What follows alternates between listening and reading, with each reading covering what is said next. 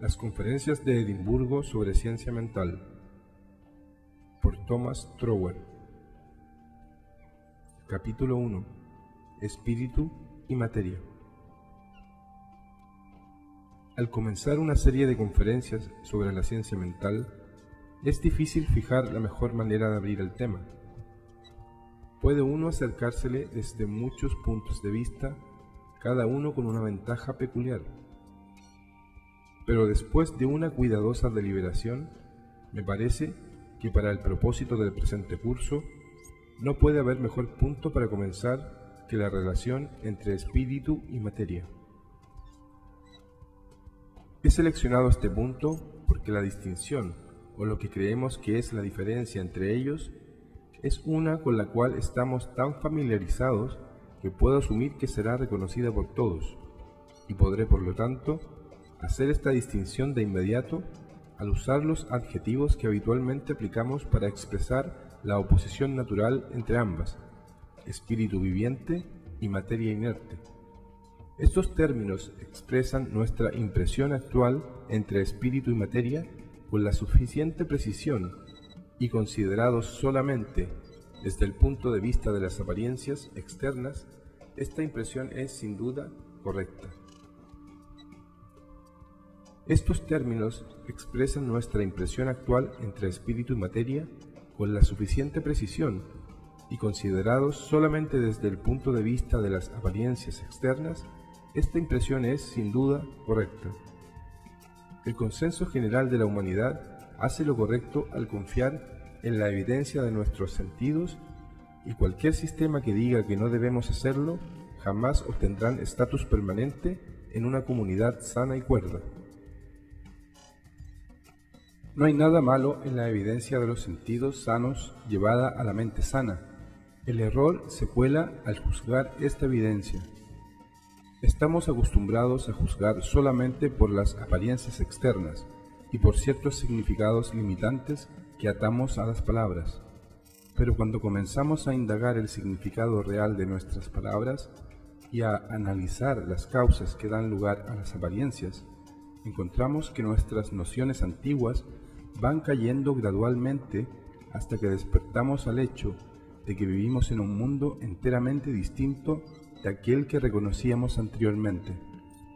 La antigua y limitada modalidad de pensamiento se ha alejado imperceptiblemente y descubrimos que estamos ante un nuevo orden donde todo es libertad y vida. Este es el trabajo de una inteligencia iluminada, que resulta de la persistente determinación de descubrir lo que la verdad es en realidad, sin tomar en cuenta ninguna de las nociones preconcebidas, derivadas de cualquier fuente. La determinación de pensar honestamente por nosotros mismos en lugar de dejar que piensen por nosotros. Empecemos por indagar lo que queremos realmente decir por la vitalidad que le atribuimos al espíritu y la cualidad mortal que le atribuimos a la materia. Al principio diríamos que la vitalidad se compone del poder del movimiento y la muerte de su ausencia, pero la ciencia más reciente muestra que esta distinción no es lo suficientemente profunda.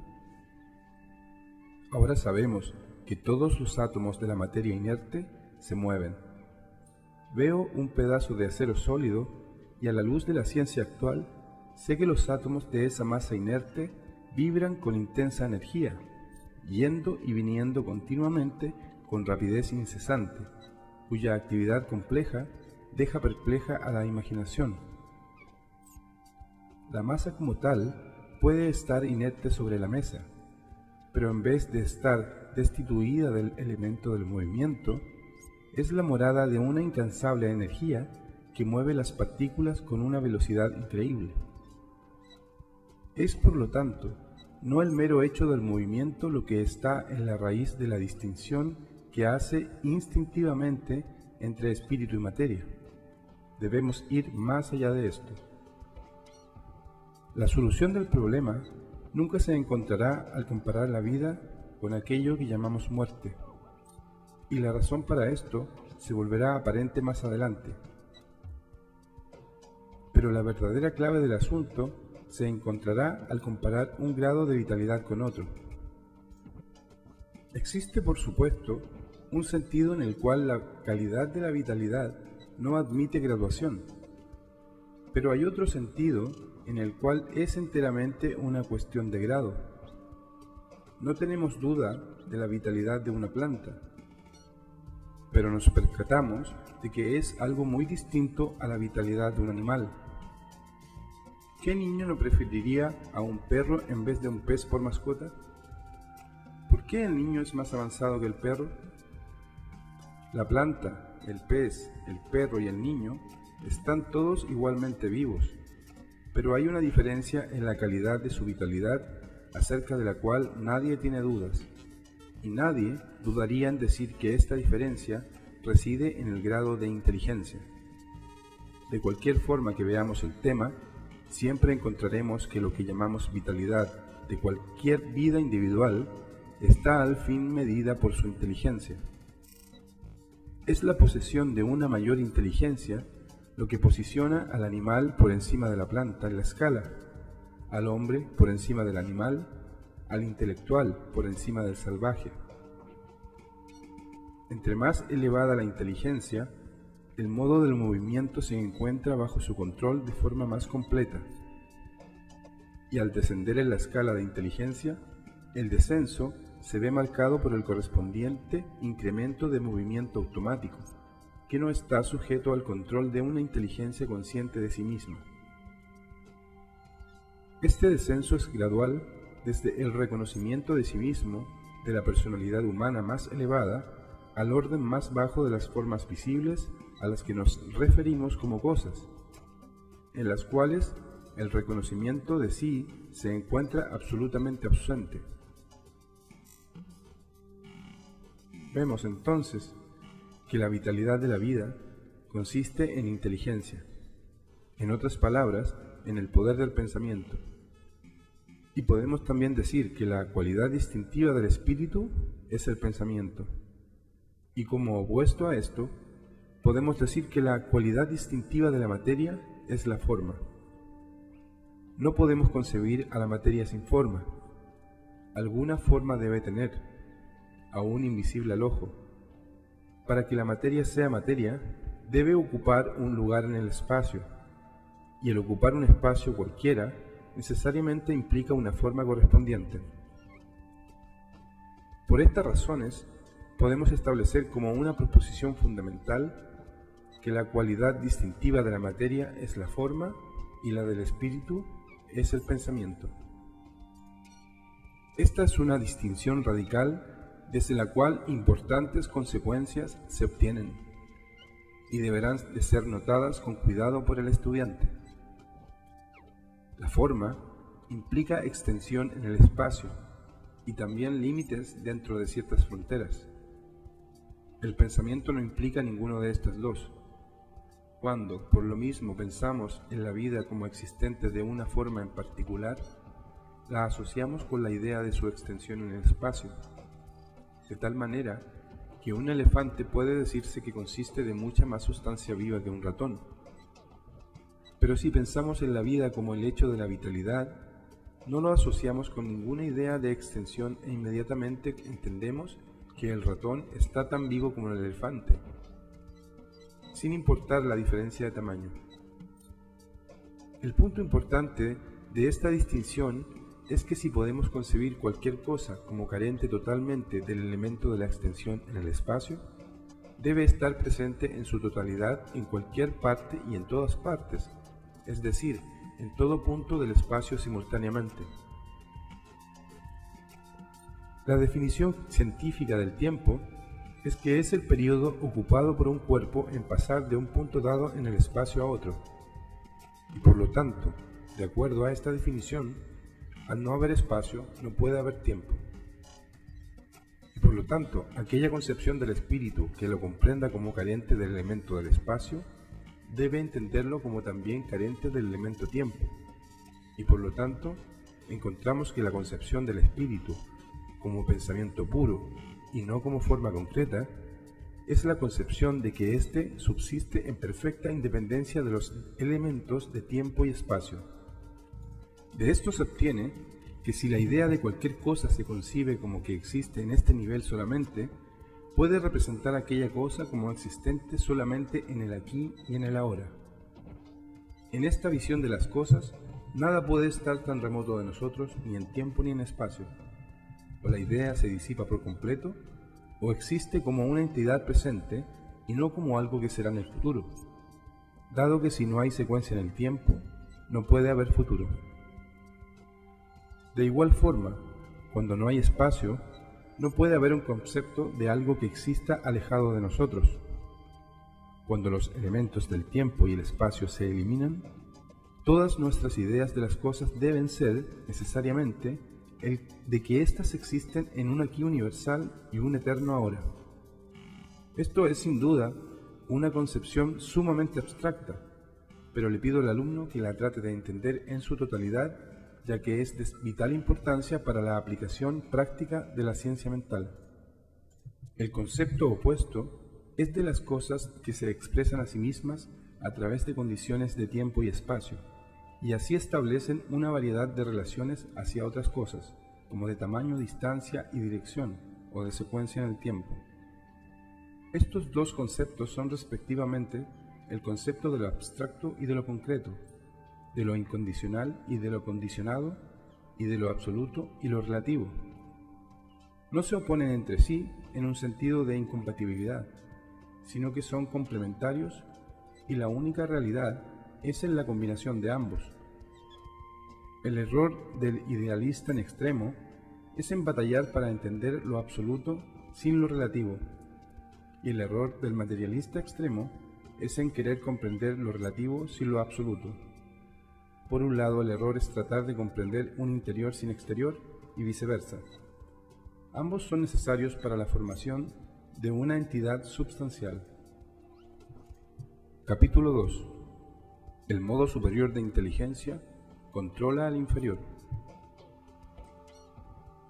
Hemos visto que el descenso desde la personalidad, como la conocemos en nosotros mismos, hacia la materia, como la conocemos en lo que llamamos formas inanimadas, es un descenso gradual en la escala de la inteligencia, desde aquel modo de ser que es capaz de entender su propia fuerza de voluntad, como la capacidad de originar nuevos trenes de causación, hacia ese modo de ser que es incapaz de reconocerse a sí mismo. Entre más alto sea el grado de vida, más elevada la inteligencia, de lo que se deduce que el supremo principio de la vida debe ser también el principio último de la inteligencia. Esto se demuestra claramente por el grandioso orden natural del universo. A la luz de la ciencia moderna, el principio de evolución nos es familiar a todos. El ajuste certero que existe entre todas las partes del plan cósmico es demasiado autoevidente como para insistir en ello. Todo avance en la ciencia consiste en descubrir nuevas sutilezas de conexión dentro de este magnífico orden universal, el cual ya existe y solamente necesita nuestro reconocimiento para llevarlo a un uso práctico. Si entonces el trabajo más elevado de las mejores mentes no consiste más que en el reconocimiento de un orden ya existente, no hay manera de alejarse de la conclusión de que una inteligencia monumental debe de ser inherente en el principio de vida, el cual se manifiesta a sí mismo como este orden. Y así vemos que debe haber una gran inteligencia cósmica que subyace la totalidad de todas las cosas.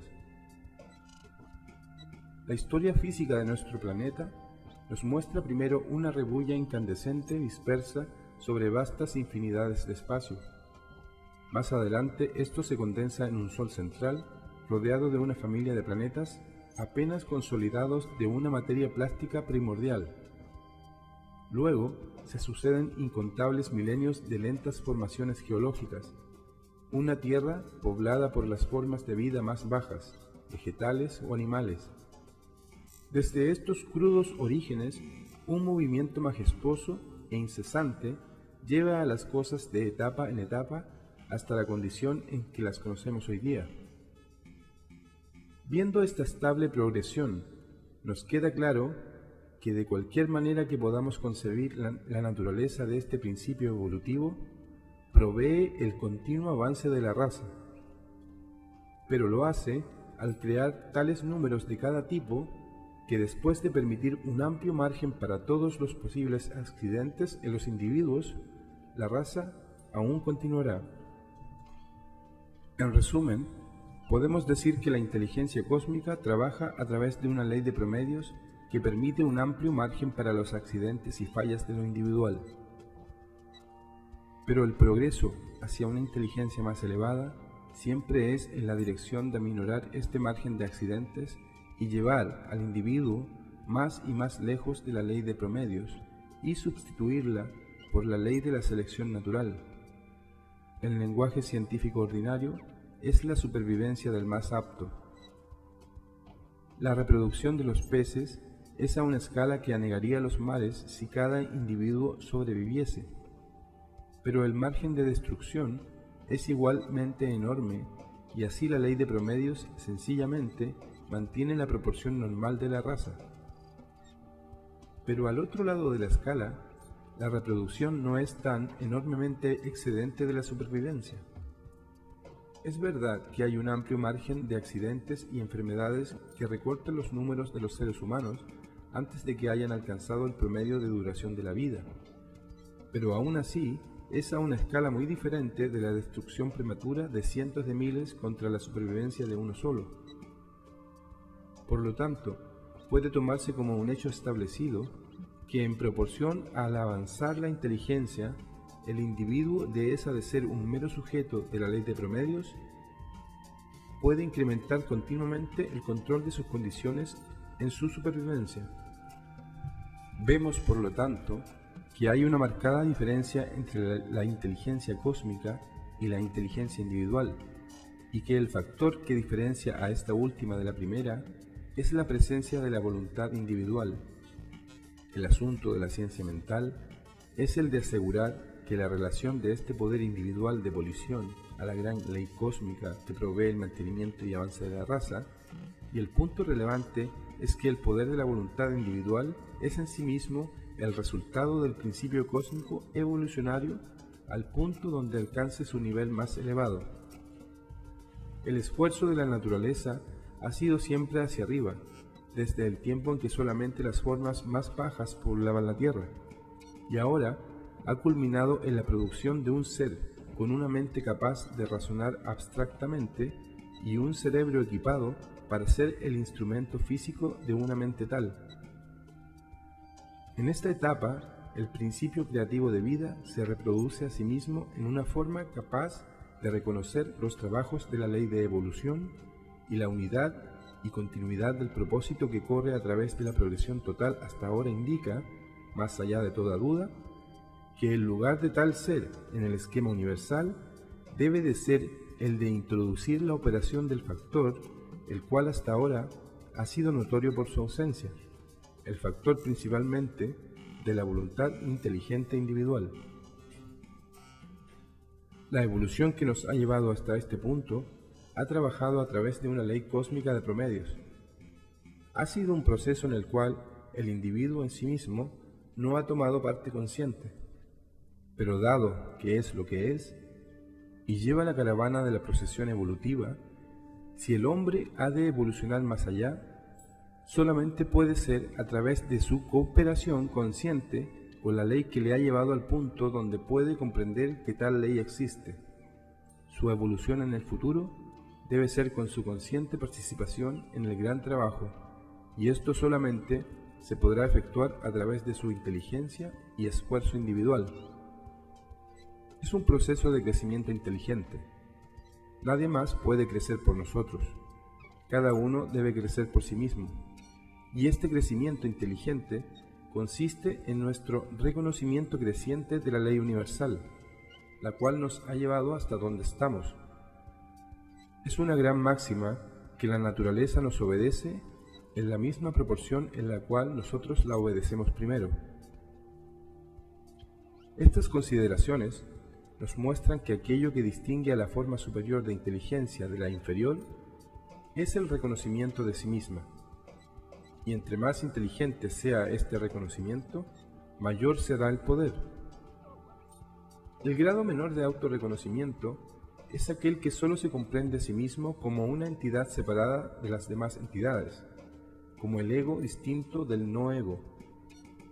Pero el grado más elevado de autorreconocimiento es aquel que, al reconocer su propia naturaleza espiritual, ve a las demás formas no tanto como no egos o como aquello que no es en sí mismo, sino como un alter ego o aquello que es como sí mismo en otro modo de expresión.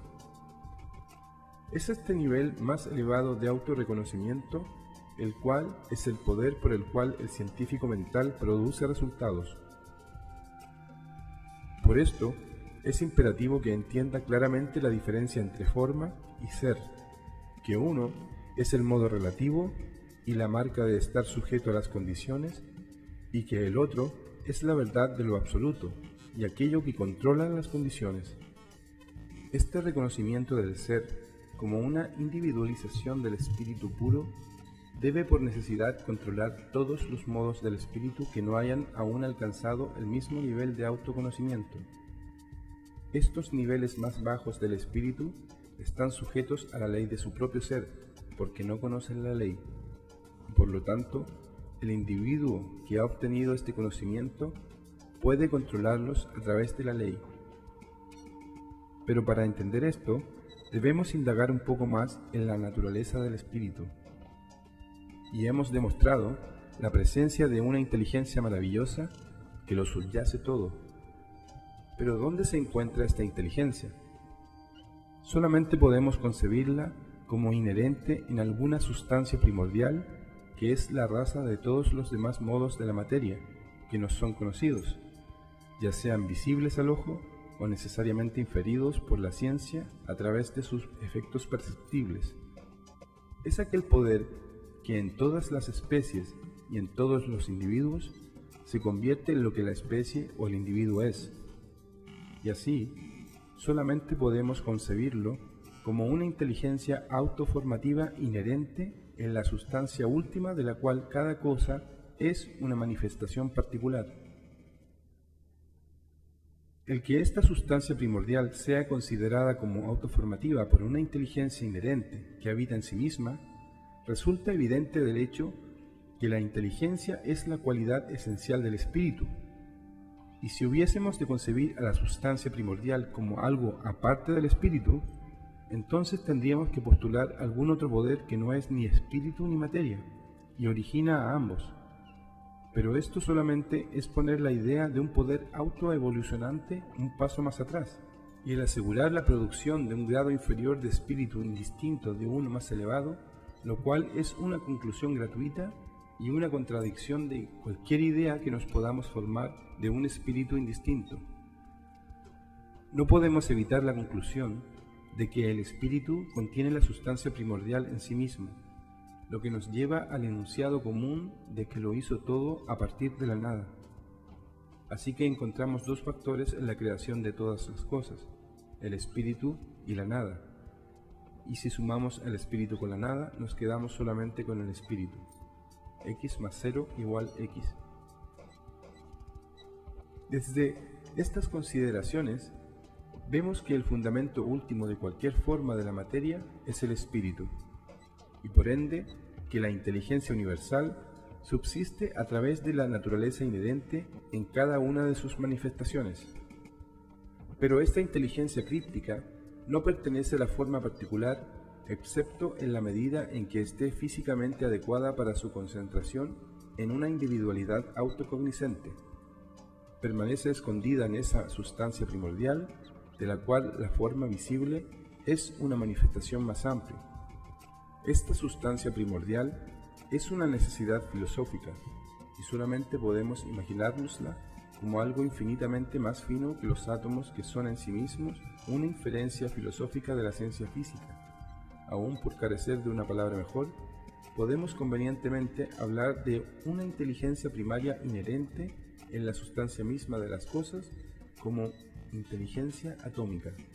Este término puede tal vez estar sujeto a algunas objeciones, pero servirá a nuestros propósitos para distinguir este modo de la inteligencia del espíritu de su opuesto, es decir, de la inteligencia individual. Esta distinción debe de anotarse cuidadosamente, porque es por la respuesta de la inteligencia atómica a la inteligencia individual que el poder del pensamiento puede producir resultados en el plano material, como en la cura de una enfermedad a través del tratamiento mental. La inteligencia se manifiesta a sí misma a través de su responsividad, y toda la acción de la mente cósmica al llevar el proceso evolucionario desde sus principios hasta su actual estado humano no es nada más que la continua respuesta inteligente a la demanda que cada etapa en el proceso le ha hecho para ajustarse a sí misma con su entorno. Al haber reconocido la presencia de una inteligencia universal que todo lo permea, también debemos reconocer la correspondiente responsabilidad que se encuentra escondida profundamente dentro de su propia naturaleza y que está dispuesta a entrar en acción en cuanto le llamen.